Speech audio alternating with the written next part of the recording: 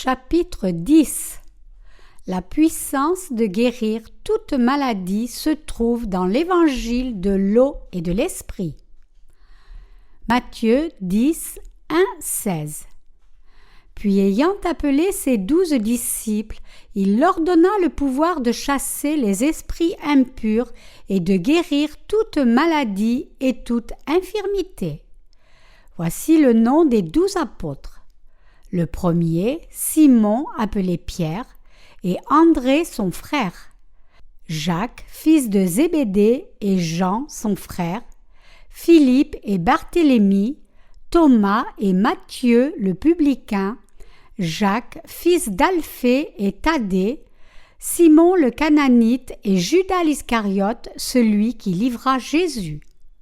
Tels sont les 12 que Jésus envoya après leur avoir donné les instructions suivantes. N'allez pas vers les païens et n'entrez pas dans les villes des Samaritains, allez plutôt vers les brebis perdues de la maison d'Israël. Allez, prêchez et dites, le royaume des cieux est proche. Guérissez les malades, ressuscitez les morts, purifiez les lépreux, chassez les démons. Vous avez reçu gratuitement, donnez gratuitement. Ne prenez ni or, ni argent, ni monnaie dans vos ceintures, ni sac pour le voyage, ni de tunique, ni souliers, ni bâton, car l'ouvrier mérite sa nourriture. Dans quelque ville ou village que vous entriez, informez-vous s'il s'y trouve quelque homme digne de vous recevoir, et demeurez chez lui jusqu'à ce que vous partiez. En entrant dans la maison, saluez-la, et si la maison en est digne, que votre paix vienne sur elle, mais si elle n'en est pas digne, que votre paix retourne à vous. Lorsqu'on ne vous recevra pas et qu'on n'écoutera pas vos paroles, sortez de cette maison ou de cette ville et secouez la poussière de vos pieds. Je vous le dis en vérité, au jour du jugement, le pays de Sodome et de Gomorrhe sera traité moins rigoureusement que cette ville-là. Voici, je vous envoie comme des brebis au milieu des loups. Soyez donc prudents comme les serpents et simples comme les colombes.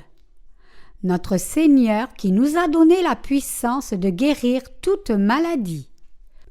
Notre Seigneur donna la puissance de guérir toutes sortes de maladies à ses disciples.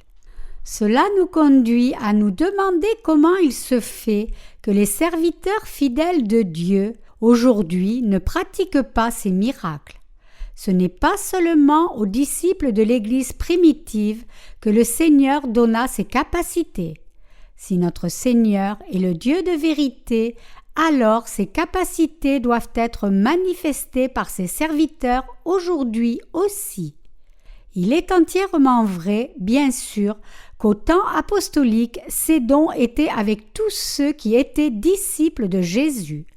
Ce qui est curieux ici, c'est de savoir pourquoi cela ne semble pas être le cas aujourd'hui, c'est-à-dire comment se fait-il que nous, qui croyons après tout en l'évangile de l'eau et de l'esprit, ne semblions pas avoir cette puissance aujourd'hui? Avec la vérité de l'évangile de l'eau et de l'esprit, amenons des éclairages sur cette question. Permettez-moi de citer d'abord quelques questions clés qui motivent notre exploration. Comment se fait-il que les disciples de Jésus d'aujourd'hui ne semblent pas avoir la puissance de guérison que nos ancêtres dans la foi avaient au temps apostolique? Est-ce parce que les disciples d'aujourd'hui n'ont pas reçu la puissance de guérison? Ou est-ce parce qu'ils ne prient pas assez? Y a-t-il une différence entre la puissance des anciens serviteurs de Dieu et celle des serviteurs d'aujourd'hui? Si oui, quelle est-elle? Pourquoi, en bref, sommes-nous incapables d'exercer la puissance de Dieu qui a été si clairement manifestée dans l'Église primitive? Regardant à ces sujets à la lumière de l'évangile de l'eau et de l'esprit, examinons maintenant ces questions en détail et trouvons des réponses claires. toutes ces questions trouvent une réponse très claire si nous les abordons avec la foi qui croit en l'évangile de l'eau et de l'esprit. Avant de nous lancer dans la discussion, il y a une chose que nous devons faire, c'est-à-dire chasser d'abord nos pensées confuses en appliquant notre foi en la puissance de l'évangile de l'eau et de l'esprit. La première chose que nous devons réaliser, c'est que si Jésus-Christ, le Fils de Dieu, n'était pas venu sur cette terre et n'avait pas fait ses miracles et ses signes, personne n'aurait pu le reconnaître comme Fils de Dieu, ni comme Sauveur. Les miracles et les signes accomplis par Jésus devaient montrer sa divinité de sorte que les gens de son temps, inclus ses disciples et ceux qui le suivaient, puissent le reconnaître comme Dieu lui-même. Jean 2:11. C'est un point impératif que nous devons comprendre clairement. Si Jésus n'avait pas fait ses miracles et ses signes, même ses propres disciples du temps apostolique auraient eu du mal à croire en lui comme le Fils de Dieu et Sauveur. Qu'en est-il de la puissance des disciples? La même logique s'applique à leur cas, c'est-à-dire qu'il devait y avoir des signes miraculeux et des miracles que les gens voient dans l'Église primitive, parce que sans ces signes et ces miracles, les gens de l'époque auraient difficilement reconnu Jésus comme le Fils de Dieu. Vous pourriez vous étonner, puisque les apôtres avaient la puissance de guérir les malades, les chrétiens aujourd'hui ne devraient-ils pas avoir cette puissance de guérir les maladies de la chair? Ce que nous devons réaliser, c'est que la puissance de Dieu était manifestée différemment dans l'Église primitive qu'aujourd'hui. Elle était donnée en d'autres termes, d'une autre façon aux disciples de Jésus qu'elle nous est donnée à nous aujourd'hui. Comme dit, les miracles étaient accomplis dans l'Église primitive comme signe pour que les gens voient la puissance de l'Évangile et croient. Mais ce n'est plus nécessaire aujourd'hui parce que les croyants en l'Évangile de l'eau et de l'Esprit, par leur foi en cette puissance, peuvent amener la révélation de la vérité de salut sans cette aide. Autrement dit, même si nous ne marchons pas sur l'eau, ni ne levons un paralysé comme le fit Pierre, nous guérissons la maladie spirituelle des gens aujourd'hui, ce qui, après tout, était le but premier de ces démonstrations de puissance miraculeuse. Donc, il n'y a rien d'étrange au fait que ces signes et miracles de l'Église primitive ne soient plus accomplis dans l'Église aujourd'hui. La clé pour répondre à nos questions, en d'autres termes, c'est de réaliser que c'est par la puissance des croyants en l'Évangile de l'eau et de l'Esprit que Dieu guérit les maladies aujourd'hui. Aux gens de foi qui croient en la puissance de l'Évangile de l'eau et de l'Esprit, Dieu a donné le pouvoir de guérir la maladie du péché. En nous donnant la foi qui croit en ce vrai Évangile, le Seigneur nous a permis aussi de guérir la maladie du péché. Nous devons réaliser que la puissance de la guérison physique n'était que la façon dont les disciples de Jésus exerçaient leur foi pendant la période de l'Église primitive. Plutôt, nous devrions savoir que les miracles de guérison des apôtres avaient pour but de prêcher l'évangile de la rémission du péché. Actes 2:6, 38, 3:19. Nous devons réaliser que maintenant, dans ces temps aussi, notre Seigneur nous a donné le pouvoir de guérir les autres de la maladie du péché, de faire ses miracles et d'exercer sa puissance, le tout par notre foi en l'évangile de l'eau et de l'Esprit. C'est notre Seigneur qui nous a donné ces capacités, et c'est en la vérité d'évangile de l'eau et de l'Esprit que sa puissance demeure. En Matthieu 10, 7, notre Seigneur dit « Allez, prêchez et dites, le royaume des cieux est proche ». Ce que nous devons réaliser ici, c'est que le royaume des cieux est déjà venu dans le cœur de ceux qui croient en la puissance de l'évangile de l'eau et de l'esprit, et que par cette foi, nous devons tous prêcher l'évangile de l'eau et de l'esprit. Le royaume de Dieu est réalisé dans ce monde quand la maladie du péché de tous est guérie par la puissance de la foi en l'évangile de l'eau et de l'esprit.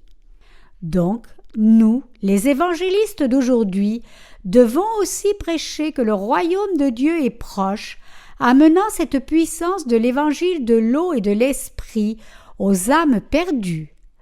Tout comme les disciples de Jésus guérissaient les maladies de la chair et prêchaient l'évangile du royaume pendant l'Église primitive, aujourd'hui, nous devons guérir ceux qui souffrent de la maladie spirituelle du péché par notre foi en la puissance de l'évangile de l'eau et de l'esprit. La vérité que nous devons connaître clairement en faisant l'œuvre de Dieu. Comme notre Seigneur a rassemblé ses 12 disciples et leur donna la puissance de guérir les maladies, il a permis aux croyants d'aujourd'hui d'exercer tout pouvoir en leur donnant la puissance de l'évangile de l'eau et de l'esprit. Ce que nous devons réaliser ici, c'est qu'alors qu'il y avait un plus grand besoin de guérison de la chair au temps de l'Église primitive, la situation aujourd'hui est très différente. Pour les cœurs des gens aujourd'hui, la vérité de l'évangile de l'eau et de l'esprit qui peut guérir la maladie du cœur est plus urgente que la puissance de guérir leur maladie physique.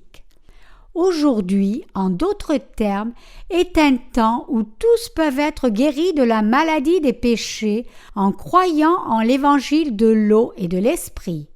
Effectivement, c'est ce que les croyants en ce vrai évangile ont pratiqué en prêchant sa puissance de par le monde entier.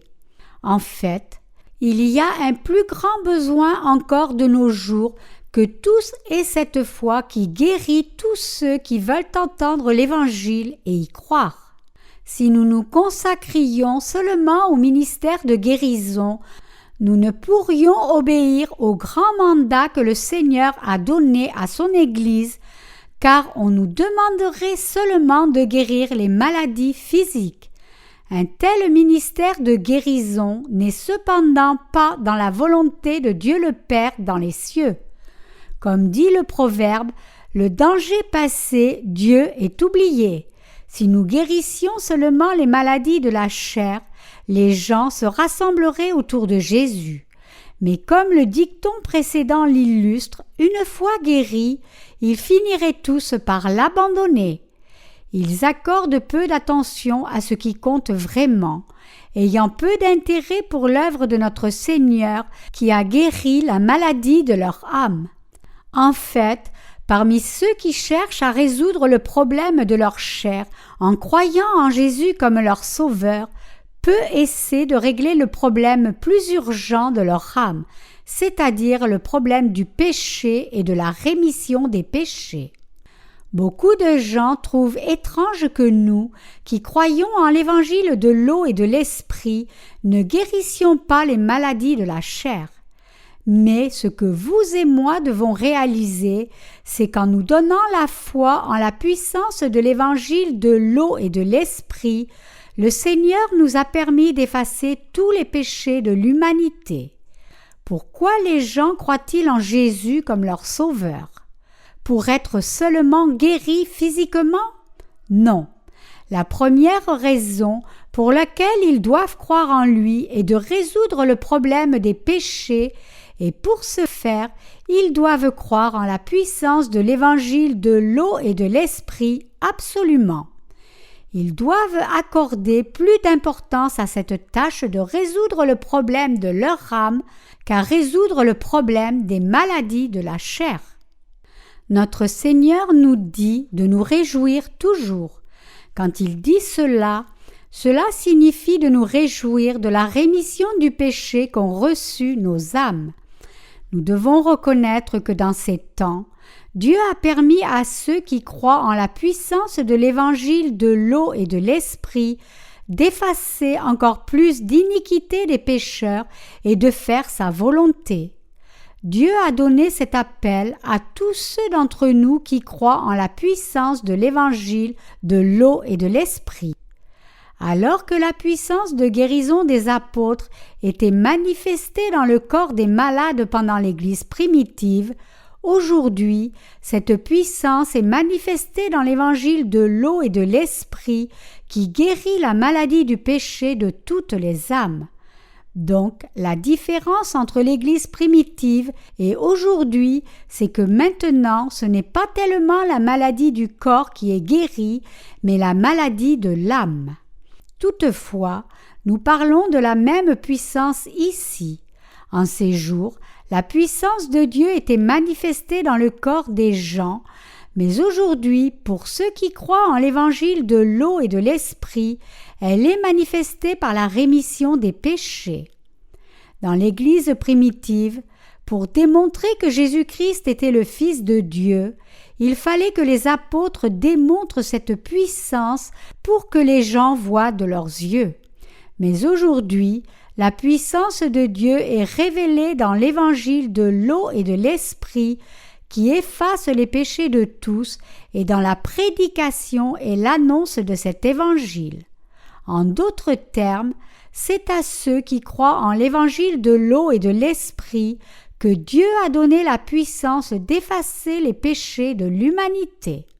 Parce que Jésus prit les péchés du monde en étant baptisé par Jean-Baptiste, mourut sur la croix, ressuscita des morts et donna ainsi la rémission du péché à chacun de nous qui croyons, aujourd'hui la puissance de Dieu est révélée spirituellement.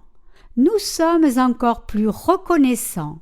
Vous et moi qui sommes nés de nouveau d'eau et d'esprit, pouvons guérir par notre foi en la puissance de l'Évangile l'âme de tous les pécheurs qui, de par le monde entier, meurent de leurs péchés. En d'autres termes, Dieu nous a donné à nous, croyant en l'évangile de l'eau et de l'esprit, la puissance de guérir la maladie du péché de tous. L'évangile de vie de Dieu.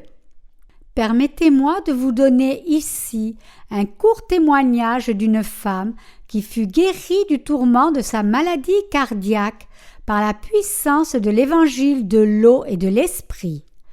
Cela se produisit quand nos étudiants de l'école de mission se rendirent dans un hôpital pour témoigner de Jésus.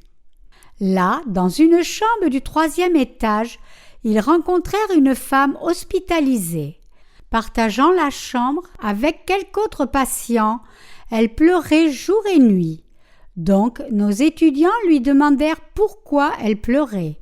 Et tout à coup, elle les supplia de ne pas la renvoyer au 4e étage où se trouvait le service psychiatrique, et ils écoutèrent son histoire.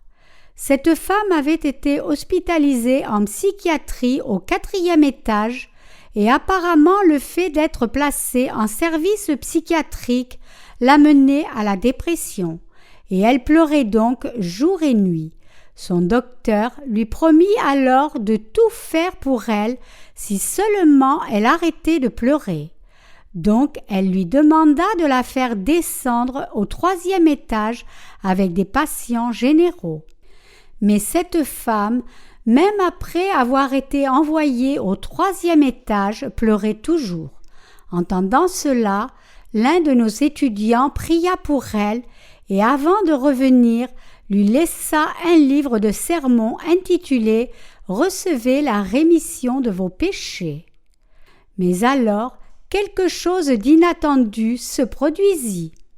Dès lors que la femme commença à lire ce livre, elle arrêta de pleurer.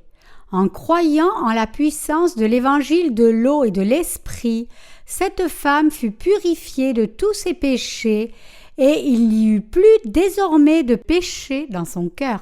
Elle fut remise de tous ses péchés en d'autres termes. Et ayant ainsi reçu la rémission de ses péchés, elle fut capable de vivre une vie saine et productive, remerciant Dieu pour sa grâce abondante qui la sauva et la guérit de tous ses péchés d'abord et de sa maladie. C'était vraiment l'accomplissement du psaume 103, 2, 3 pour elle. Bénis l'Éternel mon âme et n'oublie aucun de ses bienfaits. C'est lui qui pardonne toutes tes iniquités, qui guérit toutes tes maladies. Comme cette histoire l'illustre, nous sommes aujourd'hui dans le temps de la grâce où tous peuvent être purifiés de leurs péchés en entendant et en croyant en la puissance de l'évangile de l'eau et de l'esprit. Nous devons réaliser ici que si nous étions incapables d'effacer nos péchés en ne reconnaissant pas cette puissance de l'évangile de l'eau et de l'esprit et n'y croyons pas, nous aurions perdu notre unique et importante opportunité d'être remis de tous nos péchés. Parmi les chrétiens d'aujourd'hui, il y a encore quelques croyants qui essaient de guérir la maladie de la chair. Ils doivent réaliser que ce qu'ils font est vraiment contraire à la volonté de Dieu. Notre Seigneur nous a donné le pouvoir d'effacer les péchés des gens par la puissance de l'évangile de l'eau et de l'esprit. Il serait bon, bien sûr, que nous puissions guérir à la fois la maladie du corps et de l'âme, mais puisqu'il n'est pas de notre capacité de faire les choses du passé dans ce temps, c'est la dernière chose à faire. C'est-à-dire que nous devons nous concentrer sur notre capacité à guérir la maladie du péché. C'est ainsi que nous devons faire la volonté de Dieu. Si nous étions capables de montrer la puissance spirituelle de Dieu et de guérir les gens de leur maladie de la chair, nous aurions sans doute entraîné des foules derrière nous. Mais nous devons comprendre que cela ne sert à rien quant à l'obéissance à la volonté de Dieu, qui maintenant, comme avant, a toujours été d'effacer les péchés des gens. La raison pour laquelle notre Seigneur donna la puissance de faire des signes et des miracles à ses disciples et aux saints de l'Église primitive était qu'en voyant ces signes et ces miracles, beaucoup viennent à la foi en Jésus comme le Fils de Dieu et Sauveur. Le vrai but, arrière-plan de tous ces miracles pour ainsi dire, était que les pécheurs croient en l'évangile de l'eau et de l'esprit et soient ainsi purifiés de leurs péchés et deviennent enfants de Dieu. Aujourd'hui, les techniques médicales sont très développées et avancées. Comme Dieu a donné à l'humanité de telles facilités pour qu'ils traitent leurs maladies de la chair, nous devons laisser les experts médicaux et les professionnels s'occuper de ces maladies de la chair. Donc, notre devoir en tant que chrétiens en ces temps n'est pas de guérir les maladies de la chair, mais c'est de guérir les maladies de l'âme, et c'est à cela que nous devons consacrer nos efforts. Autrement dit, nous devons prêcher la puissance de l'évangile de l'eau et de l'esprit qui contient la justice de Dieu. S'il y a des pauvres en esprit en ces temps, qui ont soif de la vraie rémission du péché et qui cherchent Dieu pour être couverts de la puissance de l'évangile de l'eau et de l'esprit, Dieu permettra certainement à ces âmes de connaître cette puissance de l'évangile de l'eau et de l'esprit, d'y croire et d'être ainsi guéris de leurs péchés. Mais si les gens veulent seulement être guéris de leur maladie de la chair, à la fin, la puissance de l'évangile de l'eau et de l'esprit sera hors de leur portée. Si vous et moi refusons de croire en l'évangile de l'eau et de l'esprit jusqu'à la fin, nous ne serons jamais capables d'effacer les péchés de notre âme. Quiconque agit ainsi commet un péché de blasphème. Même si beaucoup de chrétiens proclament haut et fort qu'ils croient en Jésus comme leur sauveur, beaucoup ne suivent pas l'Évangile qui efface les péchés, mais leur propre désir charnel, et trompés par Satan, ils sont en fait dévorés par lui. En dépit de leur profession de foi en Jésus comme leur sauveur, leur foi est en vain, car ils se sont complètement mépris sur la volonté de Dieu. Matthieu 7, 21-23. C'est pour cela que tant de chrétiens d'aujourd'hui, se méprenant sur la volonté de Dieu, poursuivent avec obsession la puissance de guérison, cherchant des signes et des miracles. Mais devant Dieu, une telle foi est vaine et inutile. Ce genre de foi se trouve dans n'importe quelle religion du monde. Ceux dont la foi est vraiment juste devant Dieu peuvent déjouer les œuvres de Satan en croyant en la puissance de la vérité, l'évangile de l'eau et de l'esprit, et effacer les péchés des gens par la parole de vérité. Mais s'ils consacrent leurs efforts seulement à guérir les maladies de la chair, quel bénéfice cela amènerait-il à leur âme et celle des autres? Cela n'aurait aucun bénéfice du tout. Plutôt, ce qui est vraiment important, c'est qu'ils guérissent la maladie du péché de leur cœur et aident les autres pour qu'eux aussi acceptent l'évangile de l'eau et de l'esprit dans leur cœur et soient délivrés par Dieu de tous leurs péchés. Plus souvent que nous le pensons, le diable trompe beaucoup de gens en donnant la puissance de guérir les maladies de la chair à ceux qui ne connaissent pas la puissance de l'évangile de l'eau et de l'esprit. 2 Thessaloniciens 2, 9, 10 démontre que Satan trompe les gens avec de faux signes et miracles.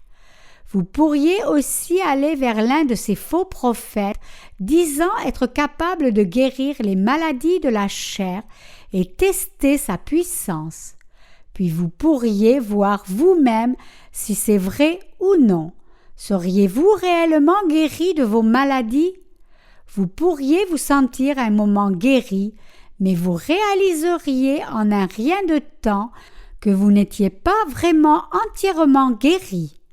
Vous ne seriez pas non plus purifié de vos péchés de la sorte, car en ces temps, comme cela a toujours été depuis le début de l'Église, c'est seulement par la puissance de l'évangile de l'eau et de l'esprit qu'on peut effacer tous les péchés de son cœur. Dieu s'est assuré de ce que personne ne soit purifié de ses péchés sans avoir la foi qui croit en l'évangile de l'eau et de l'esprit. Donc, pour ceux qui ne croient pas en la parole d'évangile de l'eau et de l'esprit, il ne peut y avoir de vraie rémission du péché. Cependant, même quand nous parlons maintenant, ceux qui clament être capables de guérir les maladies de la chair accomplissent de nombreux faux miracles et des signes mensongers de par le monde. Ces gens sont devenus des serviteurs de Satan et tout ce qu'ils essaient de faire, c'est de voler beaucoup d'âmes et leurs possessions matérielles. Ils posent leurs mains sur leurs pauvres disciples éconduits et prétendent prier pour eux, mais en réalité ils recherchent un but ultérieur qui est de voler leurs âmes et vider leurs poches. Combien de gens ont ainsi été trompés autour du monde? Ce dont nous devons nous rappeler, c'est que non seulement les trompeurs seront jugés par Dieu, mais les trompés aussi, car Dieu traitera les deux également. Trompés ou trompeurs, ils finiront tous en enfer. Les serviteurs de Satan. Comme Jésus lui-même dit en Matthieu 7, 21-23, quand viendra le jour du jugement, beaucoup de chrétiens diront avoir chassé des démons et fait des miracles en son nom, mais notre Seigneur n'approuvera ni ne reconnaîtra les œuvres de ces gens. Au contraire, il dit qu'il les repoussera pour avoir pratiqué l'iniquité. Ceux qui cherchent à guérir leur maladie de la chair au nom du Seigneur, tout comme ceux qui essaient d'exercer une telle puissance, n'ont aucun intérêt pour la vraie foi, c'est-à-dire la foi qui croit en la puissance de l'évangile de l'eau et de l'esprit. Chacun d'entre eux ne fait rien que pratiquer l'iniquité devant Dieu. Qu'est-ce que l'iniquité devant Dieu? C'est l'acte d'ignorer l'évangile de l'eau et de l'esprit et ne pas y croire. Ces gens qui pratiquent l'iniquité vivent leur vie de foi en vain, essayant seulement de guérir les maladies de la chair au nom de Jésus-Christ. Mais quiconque manque d'effacer ses péchés en ne croyant pas en la puissance de l'évangile de l'eau et de l'esprit commet le plus grand péché de tous contre Dieu, le péché de blasphème qui rejette son amour. Ce que nous devons faire, par contre, c'est glorifier Dieu, et nous ne pouvons le faire qu'en croyant en l'évangile de l'eau et de l'esprit, et être ainsi purifiés pour toujours de tous nos péchés et devenir les enfants de Dieu. La bonne chose à faire pour nous, c'est de consacrer le reste de notre vie à Dieu et vivre nos vies pour répandre l'Évangile. Guérir les maladies de la chair, parler en langue, avoir des visions ou toute autre sorte de puissance surnaturelle que les apôtres de l'Église primitive montraient sont des indicateurs de la fausse foi qui est fatalement mauvaise devant Dieu. Avoir et s'accorder à ce genre de foi, en d'autres termes, c'est être trompé par les mauvais plans de Satan et finalement devenir ses serviteurs. Nous avons beaucoup de partenaires en Christ de par le monde. L'un d'entre eux nous a dit récemment que le pasteur de son église proposa d'enseigner son église sur comment parler en langue, leur disant de suivre ses instructions et répéter après lui.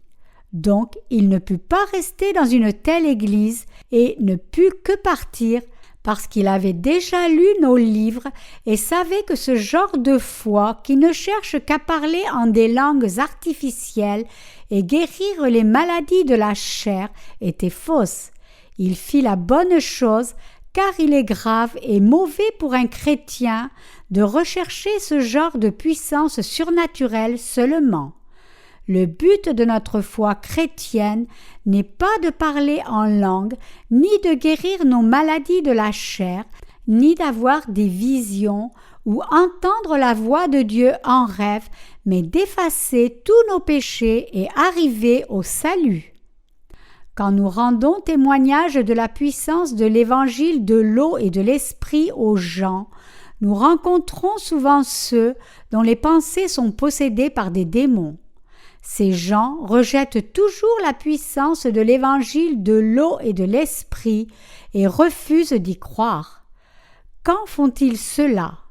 Le plus souvent, ils refusent d'écouter la parole d'évangile quand on leur parle du passage de Matthieu 3 au sujet du baptême que Jésus reçut de Jean-Baptiste. Nous pouvons voir que le diable confond leurs pensées et les incite à s'opposer à l'évangile de l'eau et de l'esprit. Pour ces gens, c'est comme s'il leur était impossible de recevoir la parole d'évangile de puissance dans leur cœur, peu importe combien nous leur prêchons. Cependant, peu importe avec quelle obstination ils s'opposent au vrai évangile, nous ne devrions pas arrêter de leur témoigner de Jésus. Plutôt, nous devrions prêcher l'Évangile avec plus de puissance en croyant en la puissance invincible de l'Évangile de l'eau et de l'Esprit.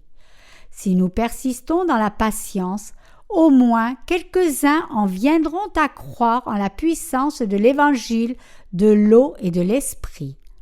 Notre première attente n'est pas assez souvent de susciter leur réponse, mais si nous manquons la première fois, nous devons essayer une deuxième fois. Et si nous manquons la deuxième fois, nous devons essayer encore une troisième fois, et encore, jusqu'à ce qu'ils finissent par croire en le vrai évangile. Une fois que quelqu'un comprend cet évangile de puissance, Satan ne peut plus régner sur lui aussitôt qu'il est né de nouveau. Le diable est contraint de le laisser car il ne peut pas être avec quelqu'un qui croit en la puissance de l'évangile de l'eau et de l'esprit. Donc, quand les prédicateurs de l'évangile de l'eau et de l'esprit s'opposent à Satan au nom de Jésus-Christ et continuent de répandre l'évangile, Satan doit fuir et les âmes sont purifiées de leurs péchés. Aussitôt que les gens comprennent et croient en la puissance de l'évangile de l'eau et de l'esprit, à partir de ce moment, Satan perd toute sa force. Mais s'ils n'acceptent pas l'évangile de Dieu jusqu'à la fin, alors finalement ils ne pourront jamais échapper à Satan. Aussi, ceux qui ne s'intéressent pas du tout à la rémission des péchés finiront par rejeter la rémission du péché que le Seigneur leur a donnée gratuitement. Parfois, ils semblent guéris de leur maladie par leur foi charismatique, mais ils se retrouvent dans une situation plus sérieuse ensuite. La Bible dit « Lorsque l'esprit impur est sorti d'un homme, il va dans des lieux arides pour chercher du repos. N'en trouvant point, il dit « Je retournerai dans ma maison d'où je suis sorti. » Et quand il arrive, il la trouve balayée et ornée. Alors il s'en va, et il prend 7 autres esprits plus méchants que lui. Ils entrent dans la maison, s'y établissent, et la dernière condition de cet homme est pire que la première. Luc 11, 24-26. Ces gens sont des âmes pitoyables placées sous le joug de Satan, et en dépit de cela, ils se moquent de ceux qui entendent la parole d'évangile de l'eau et de l'esprit et y croient. Ils nous disent « Tu rêves, ne crois-tu pas que je vais écouter ce que tu me dis ? Vous êtes des bouffons orgueilleux. » C'est parce que dans le cœur de ces gens qui n'ont pas reçu la rémission des péchés, il y a de mauvais esprits qui règnent sur eux. Mes chers chrétiens, si vous voulez être purifiés de tous vos péchés par Dieu, vous devez croire en la parole d'évangile de l'eau et de l'esprit. Et si vous voulez croire en la puissance de cet évangile de l'eau et de l'esprit et devenir enfant de Dieu, vous devez d'abord lutter contre les mauvaises pensées qui s'élèvent en vous, les vaincre et vous soumettre à Dieu. Vous devez mener votre propre combat spirituel. Ce combat n'est la part de personne d'autre que vous. Combattez les mauvais esprits en vous. C'est alors seulement que vous pouvez éviter de finir comme serviteur de Satan, être libéré et devenir le peuple de Dieu. Mais ceux qui sont tenus par Satan ne combattent pas leurs mauvaises pensées, ni ne se soumettent à Dieu. Donc ils finissent par se tourner contre Dieu. Ils peuvent ne pas vouloir s'opposer à Dieu, mais influencés par le plan de Satan, leurs cœurs sont endurcis contre Dieu, rejetant sa parole et se tenant contre lui. Raisonnablement, nous devons vaincre les mauvaises pensées générées par Satan et obéir à la vérité de l'évangile de l'eau et de l'esprit, qui n'est autre que la volonté de Dieu. Dans le cœur de ceux qui ont reçu la rémission des péchés se trouve le Saint-Esprit, mais dans le cœur des autres, il n'y a que leur péché de rébellion contre Dieu. Donc, le fait que quelqu'un soit dominé par Satan ou non dépend entièrement du fait qu'il croit ou non en la puissance de l'évangile de l'eau et de l'esprit. C'est pour cela que lorsque notre Seigneur parle des 8 qui sont bénis, il parle de ceux qui sont tristes.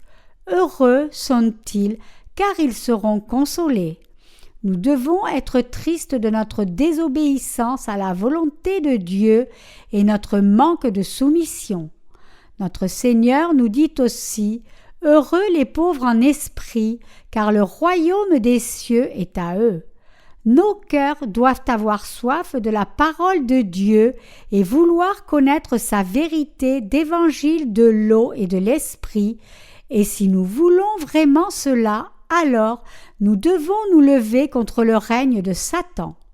Parce que Satan rejette la parole d'évangile de l'eau et de l'esprit, les gens devraient avoir une foi forte en l'évangile de l'eau et de l'esprit. Quand ils ont l'opportunité d'entendre la parole d'évangile de l'eau et de l'esprit, ils doivent y croire. Nous devons nous lever contre Satan. C'est alors que nous pouvons croire en la parole d'évangile de l'eau et de l'esprit devant Dieu. Mais quand quelqu'un ne rejette pas les mauvais esprits, peu importe qu'un homme spirituel vienne lui prêcher la puissance de l'évangile de l'eau et de l'esprit, ses efforts sont en vain. C'est parce qu'il obéit plus aux paroles de Satan qu'à la parole de Dieu. Cela explique pourquoi le cœur de certaines personnes réagit violemment contre l'évangile de l'eau et de l'esprit et le rejette, alors que d'autres l'acceptent volontiers.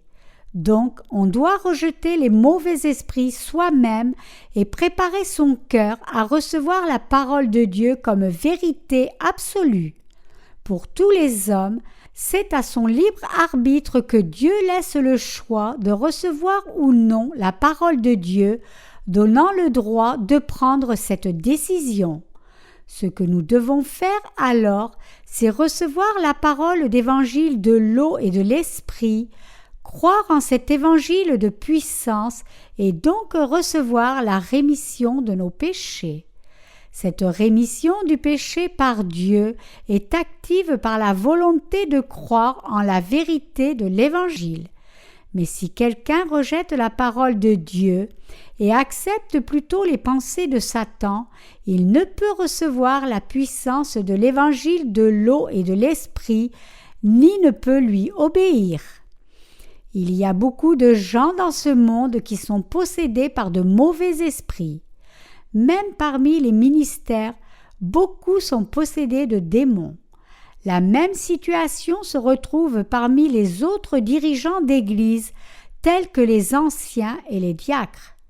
Mais aux vrais disciples de Jésus, notre Seigneur a donné la puissance de chasser les démons. En quoi a-t-il donné cette puissance ? Il nous a couverts de cette puissance dans la foi qui croit en l'évangile de l'eau et de l'esprit. Si nous continuons de prêcher cet évangile de l'eau et de l'esprit, et si ceux qui nous entendent essaient de comprendre et nous écoutent régulièrement, même si cela leur est difficile, les esprits mauvais qui sont en eux partent. Donc, si quelqu'un reçoit l'évangile de l'eau et de l'esprit, il est couvert des bénédictions de Dieu pour le salut et reçoit le don du Saint-Esprit. À ceux d'entre nous qui croyons en la parole évangile de l'eau et de l'esprit, Dieu a donné la puissance de guérir toutes sortes de maladies et toutes sortes de mal. Nous qui croyons en la puissance de cet évangile avons reçu la puissance de sauver les âmes qui meurent dans leurs péchés et leurs maladies spirituelles et de guérir de tous les maux de leur cœur. Quand nous prêchons la parole de l'évangile de l'eau et de l'esprit aux gens, ils peuvent être sauvés de toutes les ruses des mauvais esprits. Pour nous avoir permis de faire cela, je donne ma reconnaissance infinie et toute la gloire à Dieu. Le commandement que Jésus donna à ses 12 disciples. Matthieu 10, 2-4 répertorie les noms des 12 disciples. Comme il est écrit, voici les noms des 12 apôtres. Le premier, Simon, appelé Pierre, et André son frère. Jacques, fils de Zébédée, et Jean son frère. Philippe et Barthélemy, Thomas et Matthieu le publicain, Jacques, fils d'Alphée et Thaddée, Simon le Cananite et Judas l'Iscariote, celui qui livra Jésus. Quel est le disciple qui nous est le plus familier? C'est probablement Pierre. Le deuxième disciple mentionné dans ce passage, André, était le frère de Pierre dans la chair. Les deux disciples mentionnés ensuite, Jacques, le fils de Zébédée, et Jean, étaient aussi frères. Et la liste continue, Philippe, Barthélemy, Thomas, Matthieu qui écrivit l'évangile de Matthieu, Jacques, le fils d'Alphée, Thaddée, Simon le Cananite et Judas Iscariote. Remarquez que Pierre était aussi connu sous le nom de Simon et qu'il y avait aussi un autre disciple nommé Simon. Simon était le nom d'origine de Pierre et le nom Pierre qui signifie roc lui fut donné par Jésus. Certainement que la raison pour laquelle Jésus précisa Simon le fils de Jonas en le nommant est qu'il y avait un autre Simon, Simon le Cananite, parmi ses disciples. Il en est de même pour Jacques. Deux disciples portaient le nom de Jacques et eux aussi furent nommés en attachant leur nom à celui de leur père pour les différencier l'un de l'autre. Nous ne savons pas tout des 12 disciples de Jésus. Nous connaissons bien certains disciples, mais pour d'autres, notre connaissance est limitée. Tout le monde, bien sûr, connaît Pierre, puisqu'il est populaire et souvent mentionné dans la Bible. Son frère André apparaît dans le passage biblique qui décrit le miracle des 5 pains et des 2 poissons que Jésus accomplit. Celui qui apporta le goûter de l'enfant est André. Et c'est André qui conduisit premièrement Pierre à Jésus. Nous pouvons en apprendre plus sur Jean en lisant, bien sûr, l'évangile de Jean qu'il écrivit. Thomas nous est aussi familier puisqu'il est devenu synonyme du doute. Il ne pouvait croire que Jésus ressuscita des morts jusqu'à ce qu'il ait touché les mains de Jésus et vu les marques de sa crucifixion. Le nom Matthieu est un autre nom qui nous est assez familier. Il était collecteur d'impôts avant de naître de nouveau comme disciple de Jésus. Cependant, notre connaissance des autres disciples, tels que Barthélemy et Thaddée, est limitée. Nous savons qu'ils étaient aussi disciples de Jésus, mais nous savons peu de ce qu'ils ont fait, puisque peu de choses sont écrites à leur sujet dans la Bible. En tout cas, dans le passage d'aujourd'hui, nous voyons que Jésus avait appelé ses 12 disciples à lui et les envoya tous prêcher en Israël. Il leur commanda « N'allez pas vers les païens et n'entrez pas dans les villes des Samaritains, allez plutôt vers les brebis perdues de la maison d'Israël. » Matthieu 10, 5, 6. Que signifie « vers les païens » ici? Cela signifie de ne pas aller vers ceux qui adorent des idoles et croient en d'autres fausses religions. C'est inutile, en d'autres termes, de prêcher à ceux qui sont absorbés dans leur idolâtrie. Jésus dit aussi à ses disciples de ne pas entrer dans les villes des Samaritains. Pourquoi dit-il cela? Les Samaritains étaient une race métissée, descendant de mariage entre les Israélites et les tribus païennes qui les entouraient. Quand Jésus dit à ses disciples d'éviter la Samarie, il ne l'a pas dit à cause de ce métissage des Samaritains, car ce n'est pas un point de jugement, mais parce que leur religion était un mélange de différentes religions de l'époque. Spirituellement parlant, en d'autres termes, les Samaritains ici se réfèrent à ceux dont les croyances religieuses sont mélangées avec toutes sortes de religions différentes et en qui, par conséquent, la puissance de l'évangile de l'eau et de l'esprit ne peut pas entrer. Comme les païens que Jésus mentionne premièrement, les Samaritains étaient aussi ancrés dans l'idolâtrie. Et comme les païens, il est difficile que l'évangile de l'eau et de l'esprit pénètre le cœur de ces gens. Vers qui, alors, notre Seigneur a-t-il dit à ses disciples d'aller? Il leur dit d'aller plutôt vers les brebis perdues de la maison d'Israël. Qui sont les brebis perdues ici? Ce sont ceux qui ne connaissent pas le vrai évangile de l'eau et de l'esprit. On peut les trouver parmi les païens, les Samaritains et les Israélites. Les brebis perdues d'aujourd'hui ne sont autres que les chrétiens qui, bien qu'ils professent croire en Dieu, ont perdu leur cœur et sont désespérés de n'avoir pas reçu l'évangile de l'eau et de l'esprit et qui, en dépit de cela, essaient toujours de trouver la vérité. C'est vers ces gens que Dieu nous dit d'aller. C'est à ces gens qu'il nous a dit de prêcher l'évangile de l'eau et de l'esprit.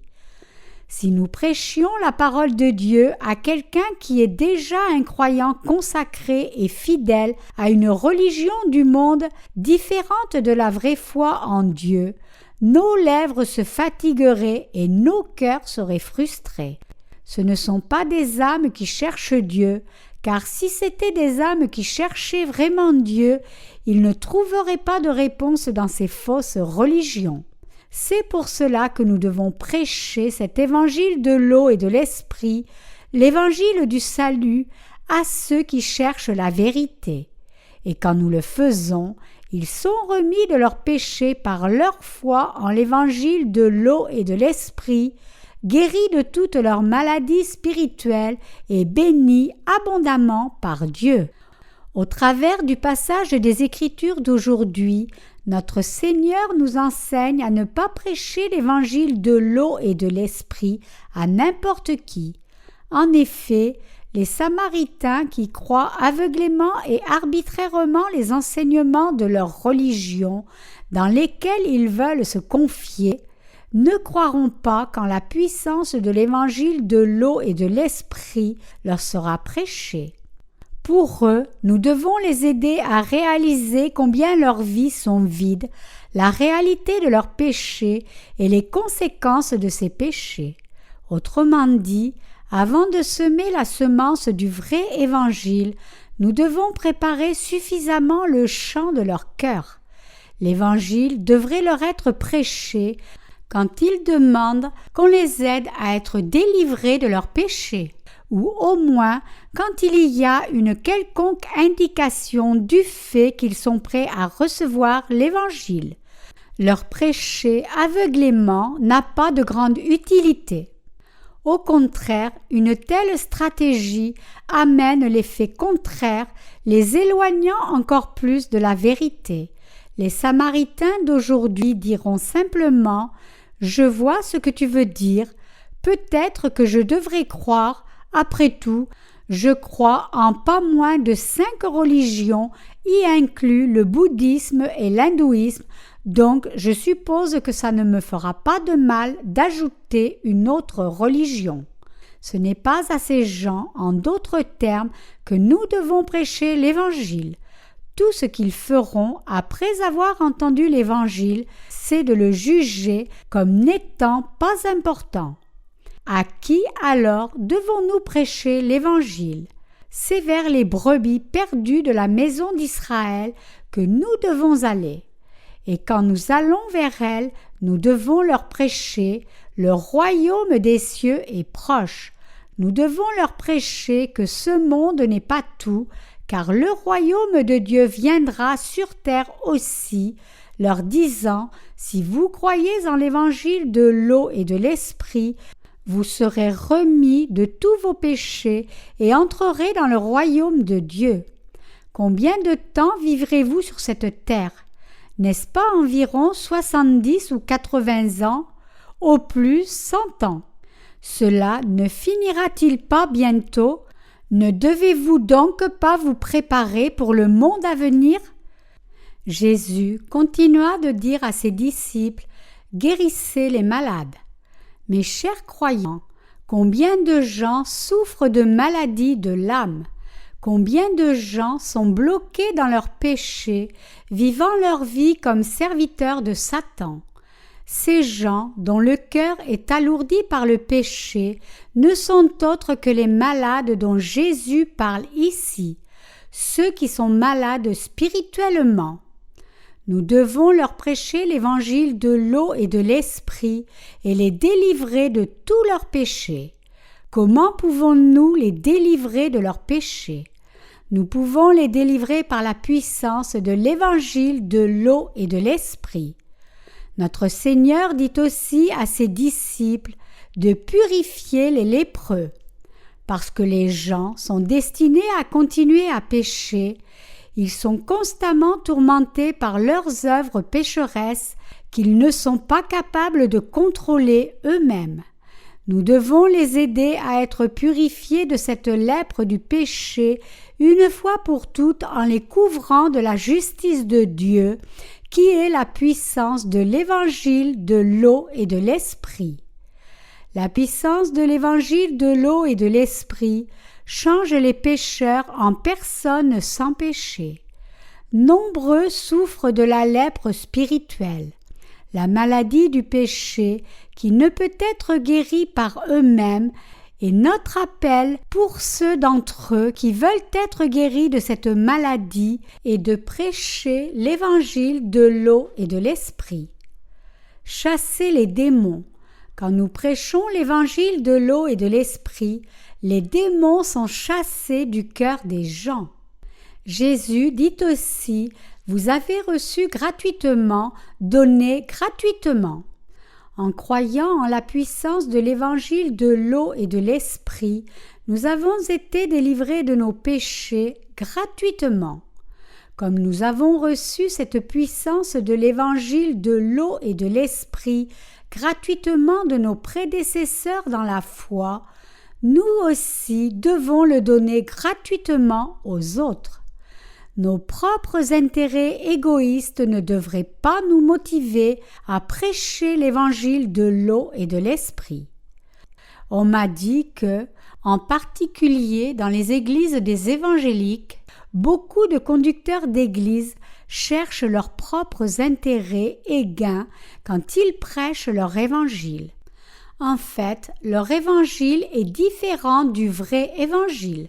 De même, pour certains d'entre eux, la première chose qui les intéresse au sujet d'un nouveau membre de leur assemblée, c'est de savoir la richesse ou la pauvreté, et c'est important, de ce nouveau membre. S'il est pauvre, il laisse quelqu'un d'autre lui prêcher l'Évangile, mais s'il est riche ou puissant, alors ils le veulent pour eux, disant qu'ils lui expliqueront eux-mêmes l'Évangile et que personne ne doit interférer. Pourquoi font-ils cela? Parce qu'ils veulent garder le contrôle sur lui et l'exploiter pour son argent. Plus simplement, ils prêchent leur Évangile pour leur propre gain. Mais qu'a dit notre Seigneur à ce genre de personnes? Il leur dit « Vous avez reçu gratuitement, donnez gratuitement ». Par notre Seigneur, nous avons entendu l'évangile de l'eau et de l'esprit gratuitement, et en y croyant, nous avons reçu la rémission de nos péchés et les dons de Dieu, le tout gratuitement. Le Seigneur nous a enseigné la puissance de l'évangile de l'eau et de l'esprit gratuitement, et quand nous avons cru en cette puissance de l'Évangile, il nous a couverts gratuitement de sa grâce et a fait de nous des enfants de Dieu. Maintenant que nous avons reçu cet Évangile puissant de l'eau et de l'Esprit gratuitement, notre Seigneur nous dit de le donner aux autres gratuitement. À ceux qui ont vraiment besoin de cet Évangile, nous devons apporter cette puissance de l'Évangile gratuitement. Après l'avoir fait, parfois, ils peuvent vouloir nous donner quelque chose en retour ou faire quelque chose pour nous remercier de leur avoir parlé du vrai Évangile. C'est peut-être une simple invitation à dîner, un cadeau, une faveur ou un autre geste de remerciement. Mais nous devons faire attention à notre façon d'y répondre. il pourrait le faire pensant « Puisque j'ai entendu cette vérité par vous, je ferai quelque chose de bien en retour. » Ce pourrait être une autre façon de dire de ne plus s'occuper de leur cas puisqu'ils ont payé en retour. Tu m'as donné quelque chose de bon, mais ne t'ai-je pas aussi donné quelque chose de bon en retour? Donc ne regarde pas à mes affaires et ne t'occupe plus de moi. Si c'est ce qu'ils pensent, cela signifie qu'ils ne veulent pas être nourris dans la foi. Cependant, même si quelqu'un a entendu et cru en l'Évangile, s'il n'est pas nourri par les prédécesseurs dans la foi, sa foi risque de disparaître. Ce qui est important, c'est que nous devons nourrir ces gens gratuitement, comme Jésus nous a dit de donner gratuitement, nous avons reçu gratuitement de Dieu. Tout ce que nous avons à faire, c'est obéir. Une fois que nous le faisons, nous pouvons réaliser pourquoi c'est ainsi. Donc, si quelqu'un nous remercie de l'avoir aidé à comprendre le vrai évangile, ce que nous devrions lui dire, c'est « À bientôt, nous partagerons l'évangile avec toi et t'enseignerons plus au sujet du vrai évangile. » Car nous devons effectivement le rencontrer de nouveau et le nourrir dans la foi. En d'autres termes, nous devons les conduire continuellement en sorte que leurs racines soient plantées dans l'Église de Dieu et qu'ils soient nourris par les prédécesseurs dans la foi. C'est alors seulement que leur âme peut vivre. Et nous devons faire tout cela gratuitement, sans rien attendre en retour. Si nous acceptons quelque chose sans y faire attention, ils peuvent vouloir quitter l'Église sans grande hésitation, nous disant « Puisque j'ai reçu quelque chose de bon de votre part, mais j'ai aussi donné quelque chose en retour, j'ai rempli mon devoir moral de vous rembourser. » Nous ne devons pas permettre que cela n'arrive. C'est pourquoi nous devons donner gratuitement, car nous avons reçu gratuitement. Nous répandons l'évangile de l'eau et de l'esprit dans le monde entier. Parce que nous avons reçu la puissance de cet évangile du Seigneur gratuitement, nous remplissons notre devoir comme serviteurs et partageons la puissance du Saint-Esprit avec d'autres comme un don gratuit pour eux. Donner gratuitement est la bonne chose à faire. Même si notre Seigneur dit qu'on reconnaît un arbre à son fruit, il est effrayant de voir que certains des partenaires de notre mission nous ont demandé trop d'argent pour leurs services. Certainement qu'ils peuvent difficilement imaginer avec quelle fidélité nous, les responsables de la mission de la nouvelle vie, nous consacrons à l'évangile de l'eau et de l'esprit. Mais nous sommes différents d'eux. Comme nous avons reçu gratuitement du Seigneur, nous ne demandons pas d'argent ni quoi que ce soit en retour, mais nous donnons gratuitement, servant l'Évangile jour après jour en obéissance à l'ordre du Seigneur. Au verset 9, Jésus dit « Ne prenez ni or ni argent, ni monnaie dans vos ceintures, ni sac pour le voyage, ni deux tuniques, ni souliers, ni bâtons, car l'ouvrier mérite sa nourriture. Les ceintures pour la monnaie sont les porte-monnaies d'aujourd'hui, et l'or et l'argent signifient l'argent liquide. Dans le temps, il n'y avait pas de billets, ce n'est qu'assez récemment que l'argent a été imprimé sur du papier. Dans les temps anciens, des objets étaient utilisés comme devises et ensuite, au temps de Jésus aussi, des pièces faites de métaux précieux étaient en circulation. Donc, au verset 9, ici, Jésus dit à ses disciples de ne pas prendre d'argent avec eux. Il leur dit aussi de ne pas prendre de sac pour le voyage, ni de tunique, ni de souliers, ni de bâtons. Ce que nous considérons comme essentiel pour un voyage, en d'autres termes, n'a pas été emporté par les disciples. Comment, alors, devons-nous comprendre ce passage? Cela signifie-t-il qu'aujourd'hui, en prêchant l'évangile de Dieu de par le monde, nous ne devrions prendre ni argent ni minimum pour notre voyage. Ce n'est pas ce que Jésus dit. Plutôt, ce qu'il dit, c'est que si nous sommes vraiment ouvriers de Dieu et entièrement consacrés à le servir, il est clair que nous devons prêcher la vérité de l'évangile de l'eau et de l'esprit gratuitement, sans rien attendre en retour, car c'est Dieu lui-même qui pourvoit à nos besoins. Il est naturel, en d'autres termes, que les serviteurs de Dieu soient nourris et vêtus par Dieu lui-même et que tous leurs besoins soient comblés par lui. Nous ne devons pas chercher ces choses et les prendre aux autres, mais c'est à Dieu de nourrir et vêtir ses ouvriers. C'est ce que signifie le verset 9.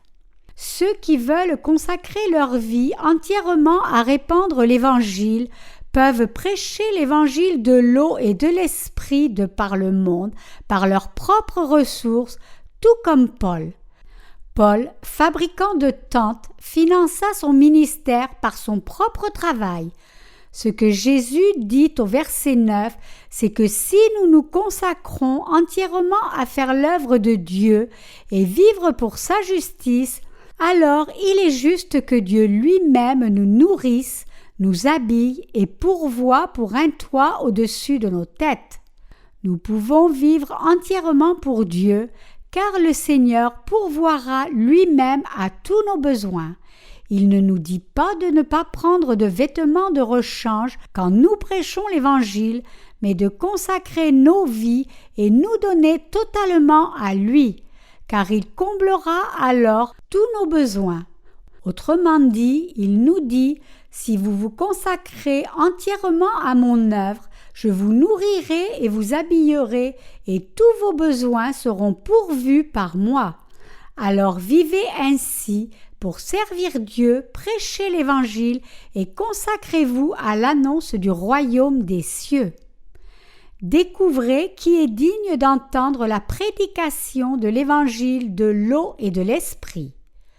Au verset 11, Jésus dit: dans quelque ville ou village que vous entriez, informez-vous s'il s'y trouve quelque homme digne de vous recevoir, et demeurez chez lui jusqu'à ce que vous partiez. Dans le passé, beaucoup allaient en tournée d'évangélisation sans argent en s'appuyant sur ce passage. Bien sûr, ce ne serait pas mauvais comme formation pour serviteurs de Dieu parce qu'ils traversent des situations et ont besoin d'expérimenter son aide. Dans le contexte d'aujourd'hui, ce passage nous dit que nous devons trouver ceux qui sont dignes de recevoir l'évangile de l'eau et de l'esprit. Nous ne devrions pas approcher n'importe qui et lui prêcher l'évangile. Effectivement, celui qui prêche l'Évangile doit être capable de discerner les gens avant toute autre chose. La première question que nous devrions nous poser, c'est: cet homme est-il vraiment quelqu'un qui pourrait recevoir l'Évangile de l'eau et de l'esprit? Ou finira-t-il par gaspiller mon temps? L'Évangile doit être prêché, en d'autres termes, à ceux qui sont dignes de l'entendre. Les besoins des disciples étaient aussi comblés par ces gens dignes. Parce que les disciples avaient été envoyés les mains vides, ils seraient morts de faim si personne ne leur avait donné le toit et le couvert. Mais Dieu promit qu'il nourrirait tous ceux qui font son œuvre. C'est pour cela qu'il leur a dit de trouver ceux qui étaient dignes de recevoir la prédication de l'Évangile, parce que c'était aussi ceux par qui leurs besoins étaient comblés. Jésus continua de dire: en entrant dans la maison, saluez-la. Le Seigneur nous dit de prier pour la paix sur la maison que nous visitons pour partager l'Évangile. Si nos salutations de paix sont rejetées, alors cette paix que nous avons souhaitée aux autres reviendra à nous. Si la maison est digne de la recevoir, Dieu bénira cette maison et la protégera. Ce passage est la parole de promesse selon laquelle, si les gens et serviteurs de Dieu entrent dans une maison, prient pour elle et sa paix, et que ses membres le reçoivent par la foi, Dieu amènera effectivement la paix sur la maison. Jésus dit aussi: « Lorsqu'on ne vous recevra pas et qu'on n'écoutera pas vos paroles, sortez de cette maison ou de cette ville et secouez la poussière de vos pieds. Si vous parlez à quelqu'un de la parole de vérité de Dieu et qu'il ne l'accepte pas, alors notre Seigneur dit de secouer la poussière de vos pieds et de partir. » Vous n'avez pas besoin d'ajouter d'autres paroles pour ces gens qui refusent de recevoir la parole de Dieu dans leur cœur. Pour eux viendront des plaies qui seront si terrifiantes que le jour du dernier jugement de Sodome et Gomorrhe serait préférable. Ces gens seront inévitablement condamnés pour chacun de leurs péchés. En voyant ses disciples rendre témoignage à l'Évangile, notre Seigneur dit aussi: « Voici, je vous envoie comme des brebis au milieu des loups. » Notre Seigneur dit cela parce qu'il envoya ses disciples dans un monde tellement mauvais. C'est pour cela qu'il ajouta: « Soyez donc prudents comme les serpents et simples comme les colombes. » Nous pouvons maintenant comprendre ce que notre Seigneur voulait dire en déclarant ces choses. Les gens de Dieu sont vraiment purs et innocents, mais ce monde est plein de méchants, de voleurs, de menteurs et de gens mauvais. Nous devons donc prier en tout temps. Vous aussi devez prier, et les anciens dans la foi doivent faire aussi des prières de foi pour les nouveaux. C'est le principe de base de la nourriture de la foi et la direction que nous devons donner aux nouveaux croyants. Avez-vous beaucoup d'inquiétudes et de soucis? Vos cœurs en sont-ils chargés? Alors priez Dieu. Prier Dieu, c'est demander à notre Seigneur d'enlever nos inquiétudes et être libérés de tous ces soucis en croyant que le Seigneur s'occupera effectivement de tous nos soucis. La Bible nous promet que si nous prions Dieu sans cesse et en tout temps, sa paix qui dépasse toute intelligence gardera nos cœurs et nos pensées en Jésus-Christ. Philippiens 4, 7. Si nous faisons confiance au Seigneur et le prions, nous pouvons surmonter tous les problèmes. Si nous sommes inquiets, nous devons prier Dieu en lui faisant confiance. Le Seigneur répondra à nos prières, nous donnera la paix et résoudra les problèmes que nous avons. C'est pour cela que nous devons prier sans cesse. 1 Thessaloniciens 5, 17. Prêcher l'évangile de l'eau et de l'esprit n'est pas si facile. La capacité d'exprimer l'évangile seule ne suffit pas, mais nous devons vivre sagement et par la foi et nous consacrer comme un bouton ornemental de l'évangile, ce qui rend plus difficile la tâche d'accomplir notre devoir de répandre l'évangile. Si nous, les justes, ne prions pas Dieu, il est certain que nous perdrons nos forces, notre puissance reçue de Dieu s'en ira et tout ira en décadence. Nous devons veiller les uns sur les autres, nous aider et prier les uns pour les autres, de sorte que nous servions l'Évangile fidèlement. Quand nous vivons confiants en Dieu et remplissons notre rôle de boutons ornementaux de l'Évangile, nos prières doivent toujours nous accompagner. Mes chers chrétiens, maintenant que vous avez été remis de tous vos péchés, en croyant en la parole d'évangile de l'eau et de l'esprit, vous inquiétez-vous encore de comment vous vivrez et de comment joindre les deux bouts. Alors, je voudrais vous dire de penser à Lazare le mendiant. Lazare était un mendiant qui vivait à la porte d'un homme riche afin de manger ce qui tombait de la table du riche. Bien que ce mendiant ait cru en le Seigneur sur terre, il vécut comme un mendiant, survivant des miettes du riche. Mais alors qu'il vécut une telle vie misérable dans ce monde, quand il mourut, il fut accueilli dans les bras d'Abraham et reçu aux cieux à cause de sa foi. En revanche, tout ce qui attendait l'homme riche qui avait vécu dans le luxe alors qu'il vivait dans ce monde était une souffrance éternelle, ayant une soif si terrifiante qu'il aspirait après ne serait-ce qu'une goutte d'eau. Mes chers frères et sœurs, il est naturel de s'inquiéter de ce que nous allons manger et de notre vêtement même quand nous avons reçu la rémission des péchés. La Bible nous dit « Si nous avons la nourriture et le vêtement, nous en sommes contents. » 1 Timothée 6:8. Si vous décidez de vivre pour le Seigneur et lui faites confiance pour pourvoir à tous vos besoins de base, vous n'avez pas de quoi vous inquiéter. Cependant, si vous cherchez à vivre votre vie par vous-même, vous aurez des inquiétudes. C'est à cause de notre nature humaine que nous nous inquiétons beaucoup. Mais une fois que nous abandonnons notre nature, que nous décidons d'être satisfaits de ce que le Seigneur nous donne pour servir l'Évangile, que nous consacrons nos vies à servir l'œuvre de Dieu sans être distraits par le matérialisme de ce monde, et que nous décidons de ne pas faire de compromis avec le monde pour des gains insensés, alors nous pouvons vivre nos vies libres de toute inquiétude. Alors, que se passera-t-il si nous continuons à nous inquiéter pour notre nourriture, notre vêtement et nos besoins? Nos inquiétudes vont grandir de plus en plus jusqu'à briser notre foi et nous finirons par quitter l'Église. Mes chers chrétiens, je ne peux insister suffisamment sur l'importance pour nous de prier en tout temps.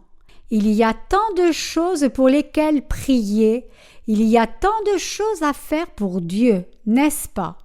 Il peut sembler qu'une fois que quelque chose est fait, c'est terminé, mais il y a toujours d'autres choses à faire et plus de tâches à accomplir. Accompagnés par nos prières constantes et incessantes, chacun de nous doit accomplir fidèlement toutes ses œuvres. Par exemple, la publication de nos livres est un processus continuel de travail qui requiert l'engagement non seulement de moi-même, mais de beaucoup d'autres. L'évangile de l'eau et de l'esprit n'est pas prêché par seulement une personne, mais par tous ceux qui y croient et sont fidèles à l'ordre du Seigneur de le répandre jusqu'aux extrémités de la terre. Pour que j'écrive ces paroles et les mette dans des livres, il doit y avoir des gens derrière qui prient pour ce ministère, des ressources financières pour les dépenses requises et l'engagement d'un grand nombre de personnes. Nous devons prier pour chacun d'eux, pour leur santé, pour leur bien-être, leur foi, que Dieu les garde et protège tous, pour que l'évangile de l'eau et de l'esprit continue d'aller de par le monde et atteigne tout lieu. Nous devons prier pour nos partenaires, nos frères et sœurs, nos ouvriers, les autres âmes, nos circonstances. Il y a tant de choses pour lesquelles prier et beaucoup de besoins à combler par la foi que nous ne pouvons pas tous énumérer ici. Ce qui est clair, c'est que tous ces besoins doivent être comblés en Dieu par nos prières et la puissance de notre foi. Si seulement nous pouvons prêcher l'évangile de l'eau et de l'esprit et le servir sur la terre, et si seulement nos besoins de base sont comblés, il n'y a rien de plus que nous puissions demander. C'est avec un cœur content et une foi ferme que nous devons vivre. Le fait que nous ayons reçu la rémission de tous nos péchés et que tous nos besoins soient comblés, c'est une raison suffisante de remercier Dieu encore et encore. Si nous ne convoitons pas les choses du monde et si nous sommes contents d'avoir la nourriture et le vêtement, alors nous vivrons bien dans ce monde comme ouvriers de Dieu. Ce dont nous devons nous rappeler ici, en plus, c'est que notre Seigneur dit « L'ouvrier mérite sa nourriture. Cela signifie que si nous consacrons nos vies à l'œuvre de Dieu, Dieu lui-même nous nourrira et nous habillera, et il comblera tous nos besoins. C'est juste que nous recevions et nous nourrissions de la provision de Dieu. C'est ce que veut dire ce passage ici. Si vous avez des inquiétudes pour les choses de ce monde, comment l'expliquer? Pourquoi vous inquiétez-vous des choses du monde? Parce que vous ne voulez pas qu'on se moque de vous, mais ce n'est qu'une réflexion de votre chair. En d'autres termes, c'est à cause des convoitises de votre chair que vos âmes sont chargées de ces inquiétudes du monde. Vous vous inquiétez parce que vous voulez plus que ce qui est nécessaire pour vivre, alors qu'en fait, tout ce que vous avez à faire, c'est de combler vos besoins de base, vivre votre vie de foi et servir l'Évangile. La convoitise de la chair est la racine de vos inquiétudes. Si vous insistez sur le fait que vous devez être mieux que vos amis et que vous devez être plus haut qu'un autre, et si vous vous comparez constamment aux autres, n'est-ce pas logique que tant d'inquiétudes s'élèvent? On tombe dans ce genre d'inquiétude, se demandant quoi manger, quoi porter et comment joindre les deux bouts, parce qu'on entretient sa convoitise pour les choses du monde. Franchement, je n'ai pas ce genre d'inquiétude sur quoi manger et boire. Mais je n'étais pas comme cela avant. Avant, moi aussi, j'étais quelqu'un qui avait beaucoup d'inquiétudes sur les choses du monde, mais maintenant, ma pensée a été complètement transformée. Mes soucis ont changé. Avant, je m'inquiétais pour moi-même, mais maintenant, c'est de quelqu'un d'autre dont je me soucie. Je suis devenu un homme si heureux grâce à l'évangile de l'eau et de l'esprit. Les ouvriers de la foi qui servent l'évangile de l'eau et de l'esprit ne s'inquiètent pas des choses insensées du monde. Ceux qui ont vécu leur vie de foi en Dieu ont vécu pour sa justice seule.